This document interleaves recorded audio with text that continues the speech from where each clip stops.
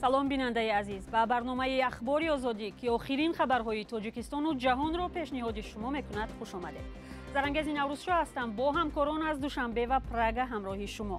имрӯз 22 июн ин гузоришҳоро дорем.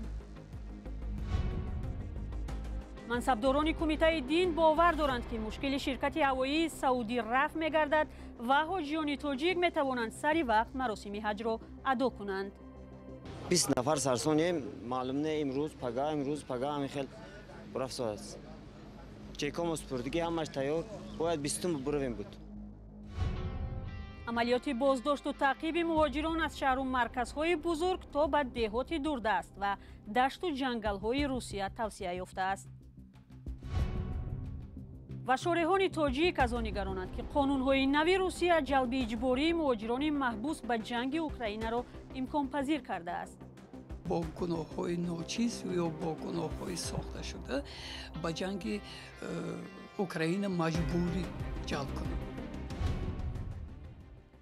фардо 23 июн охирин гурӯҳи зоирони тоҷик барои адои маносики ҳаҷи фарзӣ ба Арабистони Саудӣ мераванд. сафари зоирини тоҷик аввалҳои моҳи июн сар шуда буд. ҳоло чизе ки гурӯҳе аз хоҳишмандони зиёрати ҳаҷро нигарон кардааст, ин таъхир дар сафарашон аст. шарҳи кумитаи дин ва назари афродеро ки харҷи сафарро пардохта ба зиёрати ҳаҷ омодагӣ доштанду акнун ба ташвиш афтодаанд, дар гузориши Амир Исоев мебинем.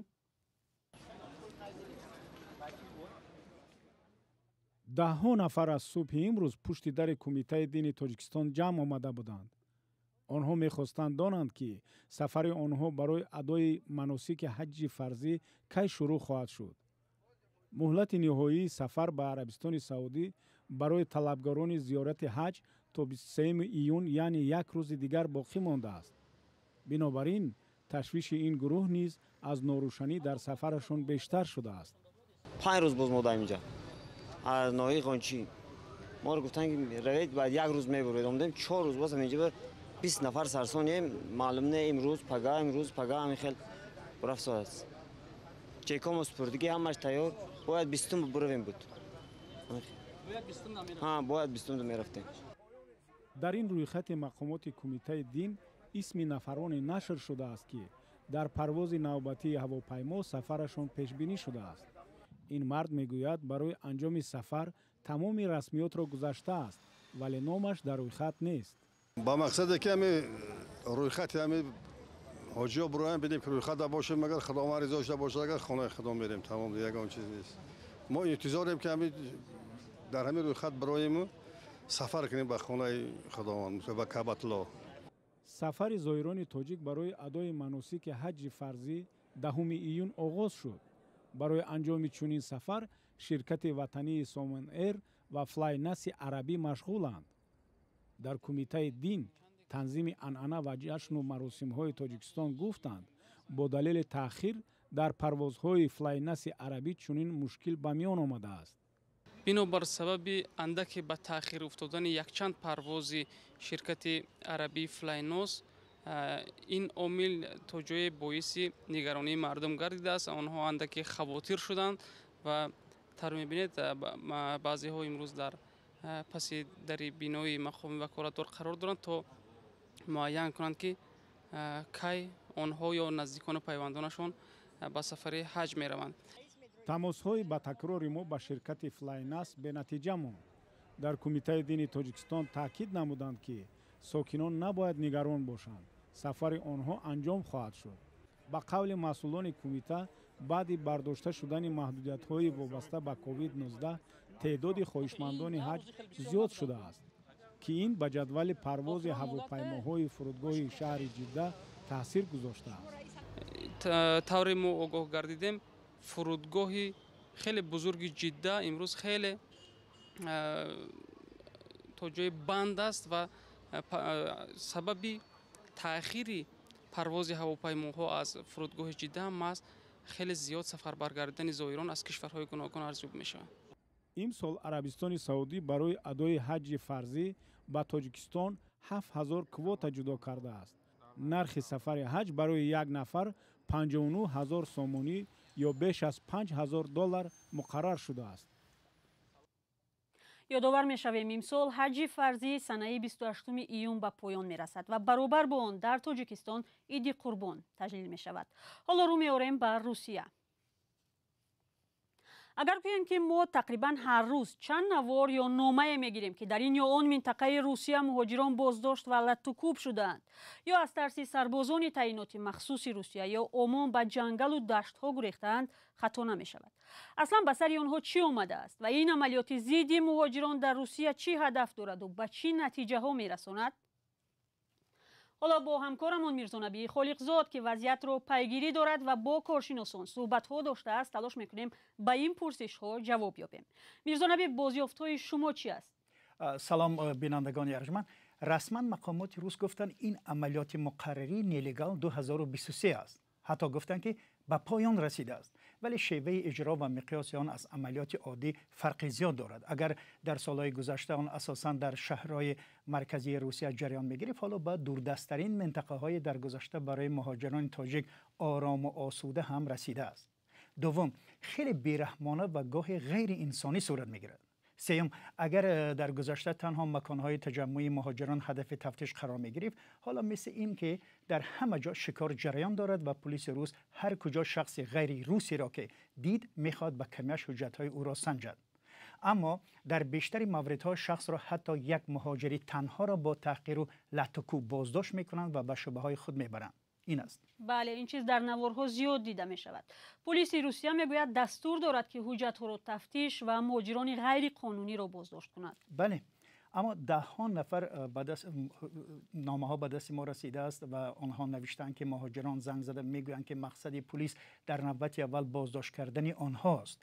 حجت ها را بعداً در شبه میسنجند، اگر همه چیز درست بود آزاد میکنند. در بعضی حالتها درست هم باشد جریمه میبندند. به حجت ها را برای مدتی بیشتر بازداشت میکنند یا اخراج از روسیه. بعضی از کارشناسان بر اینند که وضع روانی جامعه روسیه بر اثر جنگ اوکراین خیلی بد است و گویا علم عیسی را از موسی میگیرند. اما مقصد میتواند عمیق‌تر باشد. طور نشریه خالد مینویسد یک مهاجر تاجیک را جریمه کردند و هنگام امضای پروتکل به پیشش کانترکت حربی هم گذاشتند و او این را نفهمیده امضا کرده است.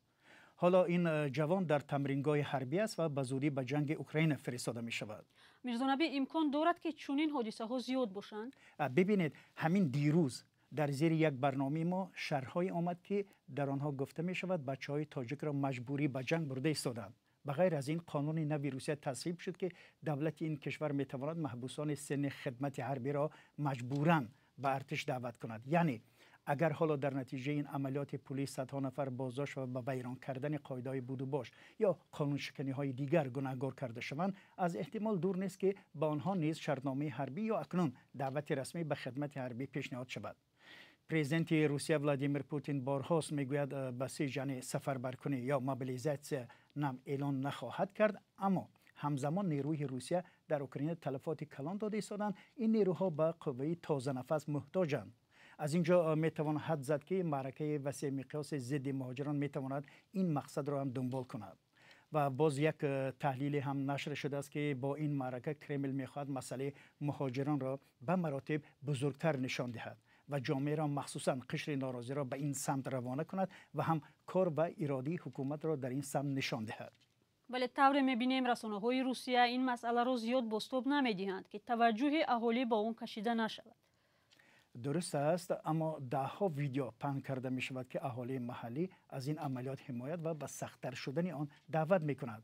واقعا حضور گسترده مهاجران در شهر و دهات روسیه به اهالی تجاری نافارم است و آنها شاهد این عملیاتند و حتی خودشان هر کجا مهاجران را دیدن به مقامات خود زنگ زده خبر میدن. همین گونه وضعیت همچنان ادامه دارد. بله، تشکر. همکارم میرزا نبی خالقزاد با ما در استودیو بود با تلاش تحلیل معرکه ضد مهاجران در روسیه.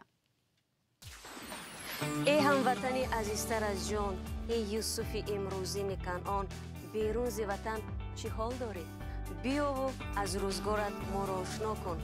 بینندگان عزیز، اگر شما دور از تاجیکستانید و از نازکی‌های مهاجرت آگاه هستید و می‌خواهید دیگران نیز بدانند، پس این برنامه برای شماست. روزگار مهاجر، مطابق شوی به محیط نو، قصه‌های انسانی و سبق‌های حیاتی. صحبت را در موضوع مهاجران و تاثیر جنگ به کار و زندگی آنها ادامه می‌دهیم. پیشتر از قانون نوی روسیه یادآور شدیم که بر اساس آن محبوسان دعوت حربی هم مجبوراً به ارتش دعوت می‌شوند. این قانون تحلیلگران و خانواده‌های مهاجران را نگران کرده است. تا این وقت هم خبرها درباره از زندان به جنگ بردن محبوسان نزدیکان مهاجران زندانی تاجیک را به تشویش آورده بود. حالا قانونی شدن این کار ترس و هراس را بیشتر کرده است. همکارم علیشیر ظریفی در این باره با کارشناسان صحبت داشت. در تاجیکستان نظرها به قانون نوی روسیه که دعوت شدن محبوسان را به خدمت در ارتش این کشور یا شرکت آنها را در جنگ زمینه حقوقی می‌دهد گوناگونند. مخصوصاً از پیامدهای این قانون برای مهاجران مهنتی تاجیک اظهار نگرانی می‌شود. مهاجران تاجیک را میتوانند با بهانه کشادن پرونده علیه آنها با گناه‌های ناچیز یا با گناه‌های ساخته شده به جنگ اوکراین مجبوری جلب کنند و همین نکته از همه خطرناک برای مهاجران تاجیک و عموما مهاجران مهنتی از آسیای مرکزی که در روسیه قرار گرفته‌اند. تا حال از محبس‌های روسیه هزاران نفر از جمله شهروندان تاجیکستان به میدان‌های جنگ اوکراین برده شدند. چون این عمل از سوی شرکت خصوصی حربی واگنر و با وعده عفو صورت می‌گیرد. اکنون این کار از طرف دولت روسیه و با راه مجبوری صورت خواهد گرفت. ولی حقوقشناسان قانون نوی روسیه را ضد حقوق بین الملل می‌دانند. ما می‌دانیم که خیلی به اوکراین از دیگر جا هم می‌آید، نه که آنها اختیاری می‌آیند، آنها هیچ کس مجبوری نبرده است. آنها اختیاری می‌آیند. اما وقتی که یک تاجیکی برای یک میدترین مثلا قانون ویران کنی وی رو محبس میکنن و بعد مجبوران گرفته میرن، البته این ضدیتی هم قانونهای خود تاجیکستان هست هم قانونهای بشری. در چنین وضعیت کارشناس عبدالمالک قادیروف میگوید برای پیشگیری از جلب مهاجران مهنتی تاجیک به جنگ اوکراین مقامات دخلدار تاجیکستان باید زودتر دست به کار شوند. حکومت تاجیکستان باید که پیش از همه رسما مراجعت کند به حکومت روسیه که لطفاً از جلب مهاجران تاجیک از جلب شهروندان تاجیک دست کشند. معلوم نیست چه تعداد از شهروندان تاجیکستان در جنگ‌های اوکراین کشته شدند و مقامات برای پیشگیری از جلب شهروندان به این جنگ چیکار کردند. در رابطه با این خبرنگاران رادیوی آزادی بارها به نیازهای دخلدار مراجعت نمودند ولی پاسخی دقیقی نیست. رسانه‌های بین الملل شماری کشته شدگان را از تاجیکستان از 93 تا چند صد نفر می‌دانند. قبلا وزارت امور خارجه تاجیکستان گفته بود که مخالف شرکت تاجیکان در جنگ‌های خارجی اند. دادستان کل کشور نیز گفته بود درخواست شهروندان را برای از زندان‌های روسیه به تاجیکستان آوردن نزدیکانشان بررسی خواهند کرد. این نهاد نگفته است تا حال چه شماری از چنین افراد را به تاجیکستان انتقال داده است. نزدیکان برخی از محبوسان میگویند برای این مبلغ زیاد در کار است. با زیاد شدن حالت‌های غرقشوی در تاجیکستان نزد برخی از دریا و رودخانه‌ها نوبتداری تشکیل شده است.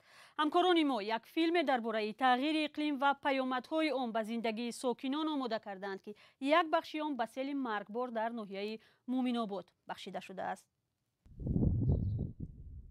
دهه باغ حبیبی ناحیه مومن‌آباد. ساکنان آن تا هنوز از فاجعه دوگانی‌ها حسن و حسین 7 ساله به خود نآمده‌اند. یکی جان داد، دیگری نجات یافت. آنها را وقتی که با چوپان‌ها خوراک گرم می‌بردند در همین جا سیل برد. اینمی راستی نمی تریزویا که علاقه همسویا د کودک در درنی اونم خیلی رفته است. دیگه پاپشون پشت تا پریدم به ایلا رفتم تا رسیدم که نمی غاری که در ته در هم غار خرچه دنگل کرد. سیل حسین خوردکک را کشت. همه ساله در تاجیکستان مثل حسین ده‌ها تن قربانی سیل و آبخیزی و دیگر آفت‌های طبیعی می‌شوند. آفت‌هایی که سال به سال بیشتر و بیشتر روی می‌دهند. این فیلم مستند به زودی در سامانه آزادی و صفحه‌های ما در شبکه‌های اجتماعی نشر می‌شود. شما را به تماشای آن دعوت می‌کنیم. برنامه امروزه در همین جا به پایان می‌رسد. تا ملاقات دیگر خود را احتیاط کنید و خدا نگهدار شما.